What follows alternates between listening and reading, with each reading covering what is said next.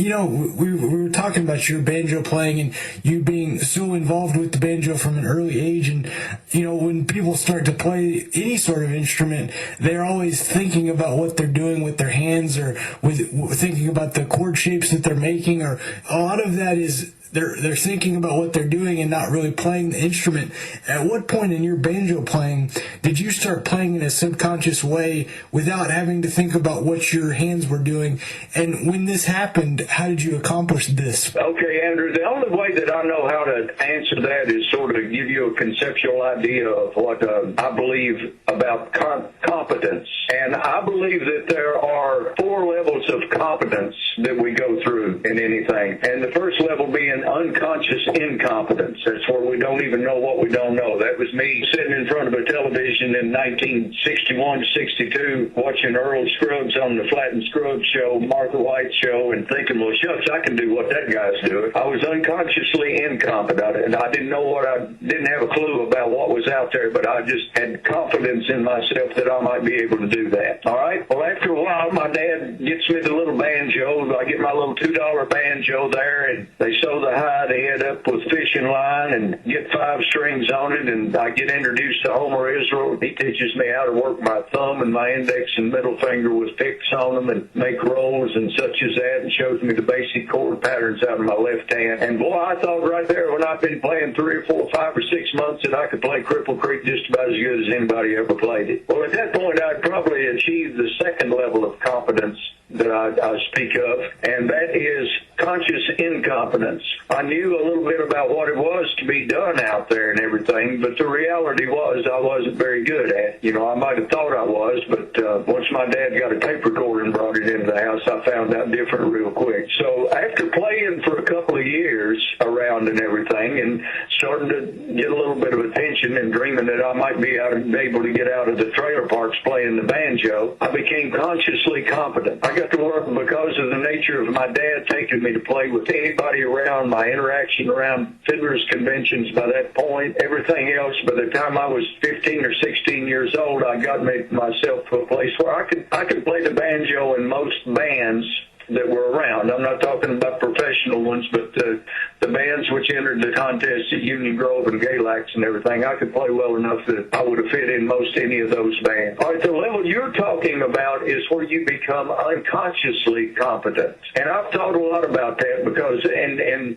just looking at trying to assess the relative degree of talent that I might think that I have or anything else. I think that in order to become unconsciously competent, that you have to have a certain amount of aptitude and talent for the endeavor that you've embarked upon. And I think that's the level you're talking about. All that stuff started happening to me somewhere along about 1977, and that was the time that I went to work for Bill Monroe. I was down walking around Elliston Place where the Exit Inn used to be. It's a little area there near the Vanderbilt campus, and there's a bookstore down there called Eldred's Bookstore. And I went into that store with Ed Dye one day, and there was this little book that I still carry the book with me today. It almost jumped off of the shelves at me. And this real weird-looking guy on the front of it playing an instrument that it looked like a sitar to me, but he spoke of it as a vina in the text in the book later on. But when I opened up the book, the way the book started was, what is music? Music is nothing less than a picture of our beloved. And what is our beloved? That which was our source and is our destination. And when I saw that, there's something just completely flipped inside of me when I heard those words and everything. And up until that point, music had always been a thing of numbers to me. Yeah. It's like later on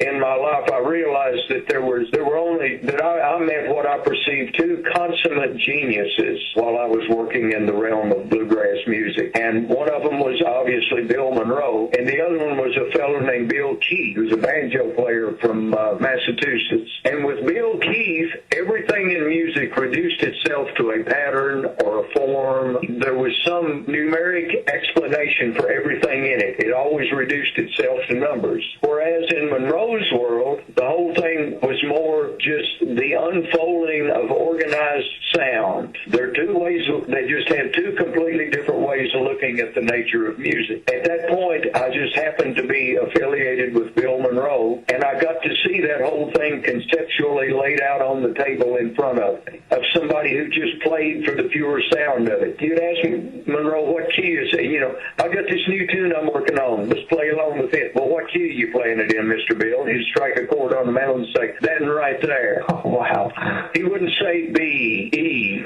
G, A. He would strike a chord and say that one right there. When you'd ask him how to play a line, you know, what were the notes in the line? He'd play that line for you and say, here it is right here. When you ask him what the notes were, he wouldn't tell you the notes. He'd actually make the note and say that one right there. It was the unfolding of this organized, in harmony, in tune musical sound coming out of him. And again, it all took me back to that place where I was asking Carlton, how do I become the greatest banjo player that there is out there? And he said, you learn to play your banjo the way Bill Monroe plays his mandolin. There started to be those clues in how do you do that? How do you make a single instrument, as in Monroe's case, to be the foundation of not only a band, but an entire definable musical genre? So all of that started formulating around in my head during that period of time. And I was also fortunate enough that I was doing a lot of recording then. I was producing other people's records. I was playing on other people's records a lot. I wound up playing, working with a lot of fiddle players out there. I wound up producing Kenny Baker and playing on some of his records. There was a fiddle player,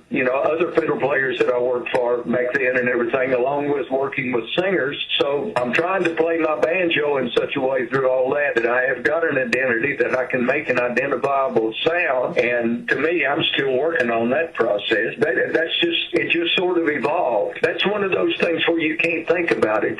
It's not a deal where you can become consciously competent there. It's a place where you have to work yourself to where you become unconsciously competent. There again, that takes, in the study of the whole thing about that requires aptitude and talent. Now, we all have our shortcomings. Within that realm of shortcoming, I've got a left hand, which is a bit of a challenge. It's not very coordinated. And in order for me to play and play well, I have to, like most people do, I have to practice a lot. I was acquainted with Jethro Burns in his later years, and the guy still sat around and practiced his mandolin 4 to 6 hours every day. Wow. And that's one of the things that I wanted to do, is to be able to still be a relatively competent player as, I start stacking and accumulating all these years, is to get to where I can still be able to perform at a relatively high level, even when, I may not have the quick reflexes or even what limited coordination I had as a younger fellow. I'm trying to be able to,